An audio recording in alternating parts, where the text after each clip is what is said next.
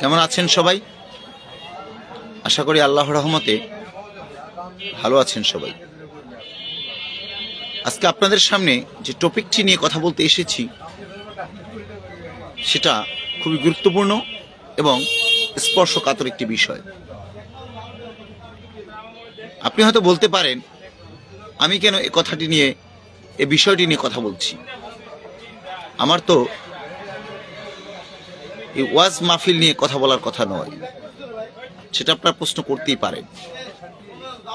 কিন্তু আমি যে বিষয়টি নিয়ে কথা বলতে এসেছি সেটা সম্পূর্ণ একটি অন্যরকম বিষয়। যাই হোক, যদি কথাগুলো আপনারা শুনেন তাহলেই বুঝতে পারবেন আসলে বিষয়টি কি। এখন ওয়াজ মাহফিলের মৌসুম চলতেছে। আপনারা দেখছেন পাড়া মহল্লায়, অলিতে গলিতে, বিভিন্ন হাট বাজারে, রাস্তাঘাটে, মোড়ে মোড়ে ওয়াজ মাহফিল চলছে।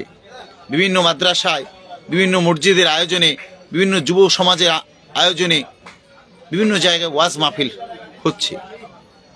আমার কথা হচ্ছে, এই ওয়াজ মাহফিল আমরা কেন করছি? অবশ্যই মানুষকে দিনের পথে ফিরিয়ে আনার জন্যে, মানুষকে ভালো কিছু শিক্ষা দেওয়ার জন্যে, মানুষের যে কালচার সেটাকে পরিবর্তন করার জন্য। সেখানে আমরা ভালো ভালো হুজুরদেরকে দাওয়াত করছি, বিভিন্ন মুফতিদেরকে দাওয়াত করছি, আলেম ওলামাদেরকে দাওয়াত করছি, কিছু দিনের কথা শোনার জন্যে, কিছু দিনের কথা জানার জন্যে। কিন্তু আমরা এর মাঝে একটি ভুল করি, সেই ভুলটি নিয়েই আজকের আলোচনা। সেটা হচ্ছে, আমরা এই ওয়াজ মাহফিল করতে গিয়ে অনেক সময় আর্থিক সংকটে পড়ি। আর এই সংকট নিরসনের জন্য আমরা বিভিন্ন দলের, বিভিন্ন রাজনৈতিক নেতাদেরকে ইনভাইট করে থাকি, তাদেরকে প্রধান অতিথি বানাই, তাদেরকে বিশেষ অতিথি বানাই। দিন শেষে কি হয় জানেন? আমাদের যে উদ্দেশ্য ও লক্ষ্য এই ওয়াজ মাহফিল নিয়ে, সেই উদ্দেশ্য এবং লক্ষ্যটাই কিন্তু সঠিকভাবে বাস্তবায়িত হয় না।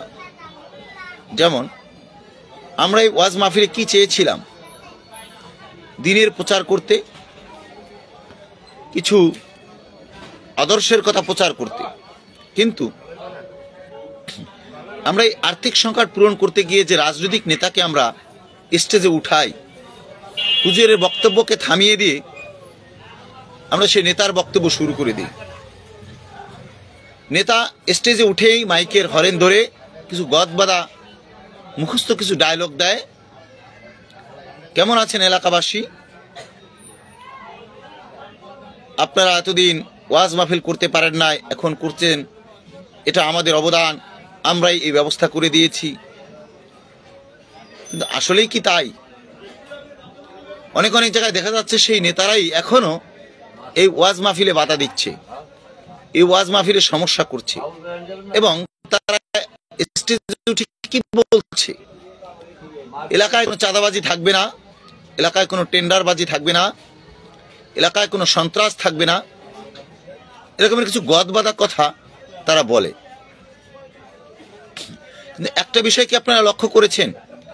সেই নেতার পাশে যে কিছু লোক সাথে সাথে স্টেজে ওঠে, সেই লোকগুলো সবই চাঁদাবাজ, সেই লোকগুলো প্রত্যেকে টেন্ডারবাজির সাথে জড়িত, সেই লোকগুলোই সন্ত্রাস।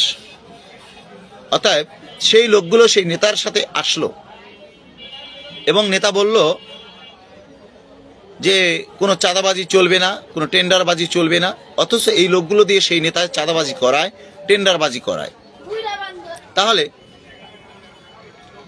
তিনি যে বললেন চাঁদাবাজি রাখবেন না, চাঁদাবাজি থাকবেন না, এটা কি তিনি সত্য কথা বললেন? আমার মনে হয় তিনি সত্য কথা বলেননি, তিনি মিথ্যা কথা বলেছেন। জনগণের সিম্পেথি আদায়ের জন্য এই নেতা মিথ্যা কথা বলছে। এখন আপনি এত টাকা খরচ করে এই ওয়াজের প্যান্ডেল বানালেন, এত কষ্ট করে আয়োজন করলেন, দূর দূরান্ত থেকে হুজুরদের আমন্ত্রণ জানালেন কি এই মিথ্যা কথা শোনার জন্যে, আপনার সেই স্টেজটাকে কলঙ্কিত করার জন্যে, সেই নেতার সেই মিথ্যা কথার জন্যে আপনার পুরো ওয়াজটা পণ্ড হয়ে যাচ্ছে। তাহলে এখন আমি জাতির কাছে প্রশ্ন রাখতে চাই, তাহলে এই ওয়াজ মাহফিলে কি এরকমের নেতাদের আমন্ত্রণ জানানোটা কতটা যৌক্তিক? আমরা নেতাদেরকে ডাকতেই পারি, হ্যাঁ, সেই নেতা স্টেজে উঠবে, জনগণের সাথে কথাবার্তা বলবেন, তাদের খোঁজ খবর নেবেন, কিছু নিদি আদর্শের কথা বলবেন। কিন্তু না, তারা কি করেন? কিছু গদ বাঁধা মিথ্যা কথা প্রলাপ বকে স্টেজ থেকে নেমে যায়, 5 মিনিট অপেক্ষা করে না, তার বক্তব্য দেওয়া শেষ, সে স্টেজ থেকে নেমে চলে যায়। তিনি কিন্তু সেই ওয়াজ মাহফিল শুনতে আসেননি, তিনি তার প্রচার করতে এসেছেন। অতএব আমরাই এই অসাধু ব্যক্তিদেরকে সুযোগ করে দিচ্ছি কিছু টাকার বিনিময়ে, কিছু অর্থের বিনিময়ে। তাহলে আমার এখন প্রশ্ন, আমরা কি আসলে এই ওয়াজ মাহফিল আয়োজন করেছি কিছু টাকার জন্যে, নাকি মানুষকে দিন শিক্ষা দেওয়ার জন্যে, মানুষকে দিনের আলোয় আলোকিত করার জন্যে? তা আমি বলতে চাই,